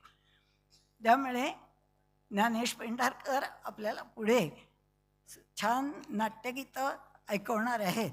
तेव्हा एक बदला 10 मिनिटाचा मध्यंतर सोडला की आपण ती नाट्यगीतं ऐकूया आणि परत एकदा सगळ्यांचे आभार मानते आणि थांब.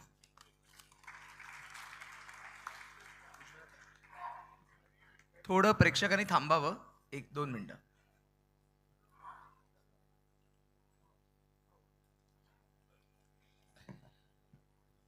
या कार्यक्रमानंतरची रूपरेषा थोडी फक्त सांगतो की आता मध्यंतर होईल 10 मिनिटाचं. प्रेक्षकांकरता सुद्धा चहापानाची व्यवस्था आहे आणि त्यानंतर आठवणीतील नाट्यगीते हा कार्यक्रम सादर होणार आहे, त्याचा तुम्ही आनंद घ्यावा. आणि मुख्य म्हणजे प्रसिद्धी माध्यमांनी सुद्धा आम्हाला खूप मोलाचं सहकार्य केलेलं आहे, त्यामुळे त्यांच्याप्रती सुद्धा ऋणनिर्देश व्यक्त करतोय आपण. आकाशवाणी, दूरदर्शन, काही डिजिटल वाहिन्या, वृत्तपत्र या सर्वांचे सुद्धा मनपूर्वक आपण आभार मानूया. आणि मुख्य म्हणजे आपले स्वर, आपली भाषणं ही ज्यांच्यामुळे तुमच्यापर्यंत पोचतात, ती ध्वनी व्यवस्था सांभाळणारे त्यांच्यासाठी सुद्धा एकदा टाळ्या होऊन जाऊ देत. आणि आता सर्व आमची जी साहित्य संघाची टीम आहे ती छायाचित्राकरता एक ग्रुप फोटो आपण घेणार आहोत. मी छायाचित्रकारांना विनंती करतो त्यांचंही आभार, कारण त्यांनी फोटो काढले नाही तर ते प्रसिद्धी माध्यमांपर्यंत पोचतील कसे. आणि जर नजर चुकीने कोणाचं नाव राहून घ्यायचं, नाव उल्लेख राहिला असेल तर त्याबद्दल क्षमस्व. असाच प्रतिसाद देत राहा. आणि भालेरावांच्या प्रती एका गाण्यातल्या ओळी मला नक्कीच आठवतात, गाणार वगैरे नाही आहे पण त्या ओळी उद्धृत करतो. जगदीश खेबुडकरांचं जे गीत होतं कैवारी चित्रपटाकरता, गुरुने दिला ज्ञानरूपी वसा, आम्ही चालवू हा पुढे वारसा, त्यातलं एक कडवं मला आज वारंवार जाणवत होतं जेव्हा सगळेजण भालेराव सरांबद्दल बोलत होते. पिता बंधू स्नेही तुम्ही माऊली, पिता बंधू स्नेही तुम्ही माऊली, तुम्ही कल्पवृक्षातली सावली, तुम्ही सूर्य आम्हा दिला कवडसा, आम्ही चालवू हा पुढे वारसा. आणि खरोखरच साहित्य संघाच्या सर्व कमिटी, मग साहित्य शाखा असेल, नाट्यशाखा असेल, कार्यकारिणी असेल, तर त्यांनी कवडसे दिलेले आहेत आमच्यापर्यंत, ते लोकांपर्यंत पोचवण्याचं काम नक्की करू, तो वसा जपण्याचं नक्की काम करू. आणि आता छायाचित्रासाठी सर्वांनी एकत्र यावं.